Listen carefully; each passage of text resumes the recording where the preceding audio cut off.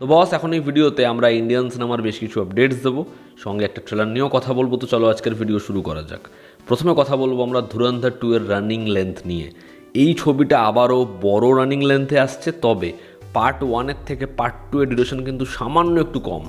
যেখানে পার্ট 1 3 ঘন্টা 35 মিনিটের ছিল, সেখানে পার্ট 2 3 ঘন্টা 28 মিনিটের।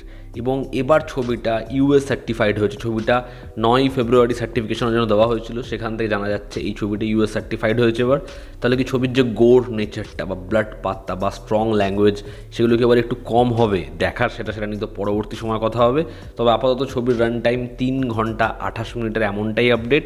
এবং এর আগের যে পার্টটা সেটা 3 ঘন্টা 35 মিনিট ছিল ছবির, কিন্তু শেষ ভাগে পার্ট 1-এর যে ঝলক সেটা নিয়ে এবার দেখার এই যে 3 ঘন্টা 28 মিনিট, তার মধ্যে কি এর পরবর্তী কোনো ইন্ডিকেশন থাকবে না এটা একটা কমপ্লিট পিকচার দেখার সেটা। তবে ধুরন্ধর 2 নিয়ে অডিয়েন্সের মধ্যে মারাত্মক উন্মাদনা। আশা করছি পার্ট 2 যখন আসবে রেকর্ডের পর রেকর্ড ছবিটা গড়েই যাবে।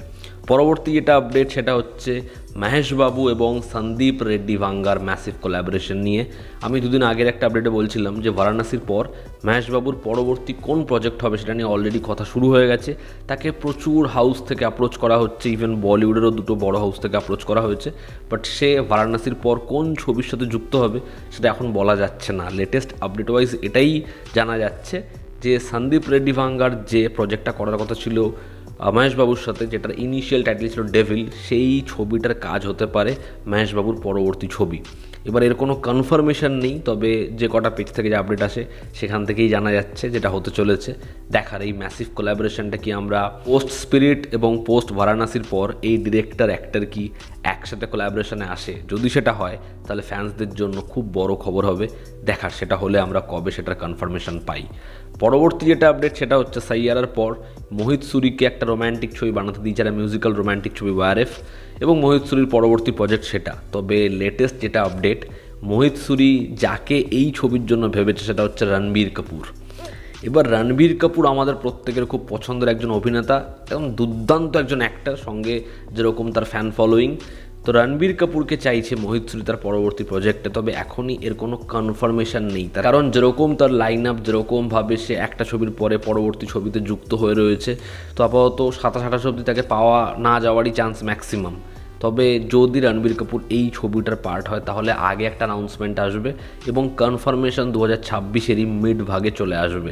দেখার সেটা হয় কি না। মোহিত সুরি যদি রণবীর কাপুরের সাথে কোলাবরেট করে, দেখার রণবীর কাপুরকে সে কীরকমভাবে প্রেজেন্ট করে দেখার সেটা। আমি চাই মোহিত সুরি রণবীর কাপুরের কোলাবোরেশন হোক, তবে সেটা হওয়াটা খুব একটা ইজি নয়। তার কারণ রণবীর কাপুরের একটা ম্যাসিভ লাইন আপ রয়েছে, যার জন্য অনেক দিন অপেক্ষা করতে হবে ডিরেক্টরকে। দেখার মোহিত সুরি সেই অপেক্ষাটা করে কিনা। প্রভাসের জন্য, প্রভাসের কমিটমেন্টের জন্য স্পিরিটের শ্যুট আবারও একটু পেছাচ্ছে। ফার্স্ট উইক অফ মার্চ অবধি ফৌজির রিমেনিং পোর্শন শ্যুট হবে এবং তারপর কালকি চ্যাপ্টার 2 এর কাজ শুরু হবে। কালকি চ্যাপ্টার 2 প্রভাসের জয়েন করার আগেই শুরু হয়ে যাবে। অমিতাভ বচ্চনের প্রায় 15-20 দিনের পোর্শন রয়েছে, সেটা কমপ্লিট করার পরেই মার্চ মাসের মিড থেকে জয়েন করবে প্রভাস এবং তার পোর্শন এপ্রিল অবধি চলবে এবং এপ্রিল থেকে প্রভাস স্পিরিট ছবিটায় যুক্ত হবে। এবার বিষয়টা হচ্ছে স্পিরিটের জন্য যে সময়টা আলাদাভাবে সন্দীপ রেড্ডি ভাঙ্গা চেয়েছিল ফিজিক্যাল ট্রান্সফরমেশনের জন্য, আলাদা লুকের জন্য, দেখার সেটা কি প্রভাস সেপারেটভাবে ডিজাইন করতে পারে না সেটা হয়ে ওঠে না। দেখার সেটা। এবং যে ট্রেলারটা নিয়ে আমরা কথা বলবো সেটা হচ্ছে আবার প্রলয় 2, জি5-এর পরবর্তী কাজ, যেটা পরিচালনা করছে রাজ চক্রবর্তী এবং যেখানে আমরা আবার অনিমেষ দত্তকে ফিরতে দেখব। তো আজকে ট্রেলারটা ড্রপ করা হয়েছে। কেমন লাগলো এই ট্রেলারটা? দেখো, আমার এক্সপেকটেশন বরাবর রাজ চক্রবর্তীর কাজের থেকে অনেক বেশি থাকে। তার কারণ রাজ চক্রবর্তী এমন একজন পরিচালক যে আমাদেরকে পরপর ব্লকবাস্টার পছন্দের ছবি দিয়ে গেছেন। হ্যাঁ, তার লাস্ট বহু এমন কাজ আছে যে কাজগুলো হয়তো আমাদের আশা সম্পূর্ণরূপে পূরণ করতে পারেনি। তো যদি এই পার্টিকুলার ট্রেলারটার কথা বলি, তাহলে এবারও এই ট্রেলারটা কিন্তু আমাকে খুব বেশি স্যাটিসফাই করতে পারেনি।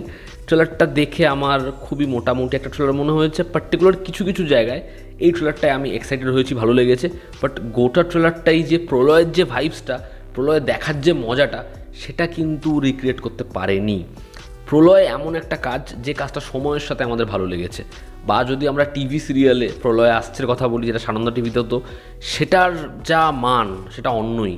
কিন্তু পরবর্তী সময় যখন তিনি ওয়েব সিরিজ বানিয়েছেন প্রলয় আবার প্রলয়, সেটাও আমার মনে হয় বেশ ভালোই অ্যাটেম্প্ট করেছিল সে। হ্যাঁ, সিরিজের মধ্যে কিছু ইস্যুস রয়েছে, তবে কাজটা কিন্তু ভালো। এবং তার ট্রেলার টিজার যেরকম ছিল সেটা ভীষণ প্রমিসিং। একদিকে শাশ্বত চট্টোপাধ্যায়, অপরদিকে ঋত্বিক চক্রবর্তী, টক্করটা জমেছিল।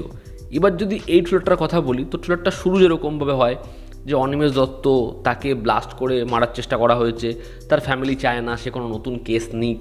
এদিকে ওই পুলিশ অফিসারগুলোকে আগের যারা সোহিনী বা আরও বাদবাকি প্রত্যেককে ইন্টারোগেট করা হচ্ছে। উল্টো দিকে একটা কেস আসছে যেখানে টার্গেট এবার কলকাতা, যেখানে পরপর কলকাতায় ডাকাতি করার চেষ্টা করা হচ্ছে। এবার এই যে পরপর ডাকাতির প্ল্যানিং হচ্ছে, এর পিছনে মাস্টারমাইন্ড কে? একজন পলিটিশিয়ান। এবার এই কেসটা যখন অনিমেষ দত্ত ফাইনালি নিচ্ছে, তখন কি এক এক করে প্রত্যেককে এলিমিনেট করতে পারবে? এই নিয়েই হচ্ছে এই ট্রেলারটা।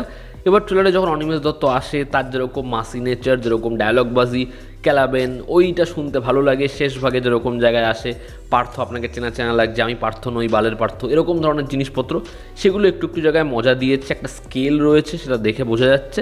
তো এরকম পার্টিকুলার কিছু পার্ট অ্যান্ড পিসেসে জিনিসটার মধ্যে মজা আছে, যেরকমভাবে ব্যাকগ্রাউন্ড স্কোর যায়, কিছু কিছু পার্টিকুলার অ্যাকশন সেট পিস, সেগুলো একটু বেটার। কিন্তু সমস্যাটা অন্য জায়গায়। সমস্যাটা হচ্ছে যে এই ট্রেলারটা দেখে এর আগের প্রলয়ের যে ছাপটা, যে রিয়েলিস্টিক অ্যাপ্রোচটা, সেটা তো আবার প্রলয়তে তারা কোথাও একটাই কাটিয়ে দিয়েছিল। এবার প্রপার যে মাস এলিভেশনটা, সেটা না এটা ধরতে পারছে, না রিয়েলিস্টিক যে অ্যাপ্রোচটা সেটা ধরতে পারছে। এবং কিছুদিন আগেই হোক কলরব আসার ফলে এই পুরো যে টিমটা, পুরো যে লুক অ্যান্ড ফিলটা, সেটা ওরকমই কিছু প্রমিস করছে।